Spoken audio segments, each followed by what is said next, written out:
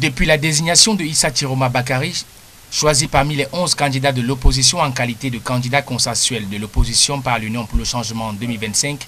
le débat s'enflamme autour de cette notion. Plusieurs candidats dénonçant des démarches non concertées entre candidats, toute chose qui pour le coordinateur de campagne de Issa Chiroma Bakary semble être un amalgame, car pour lui, l'on déplace le débat de la notion de candidat consensuel de l'opposition vers celui de candidat unique de l'opposition. Accepter qu'il y a une différence entre la candidature unique et la candidature consensuelle, mais par contre, quand ils définissent la candidature consensuelle, ils tombent toujours dans le piège à définir plutôt la candidature unique. Dans aucun pays démocratique, bien sûr, il est possible d'avoir une candidature unique.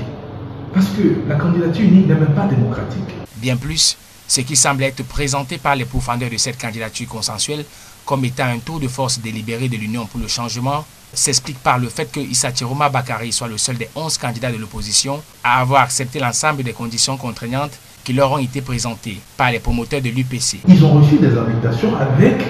des critères et avec des propositions sur un programme dit consensuel, tel que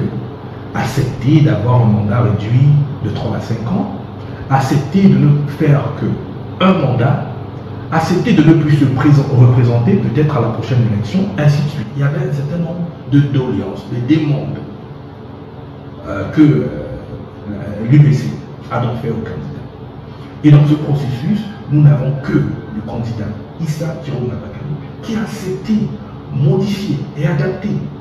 son programme pour que ça puisse répondre donc aux doléances de l'Union pour le changement. À moins de 3 semaines de l'élection présidentielle du 12 octobre prochain, le peuple qui aspire tant au changement souhaite voir les candidats de l'opposition faire un peu plus dans leur stratégie d'union pour barrer la voie au RDPC.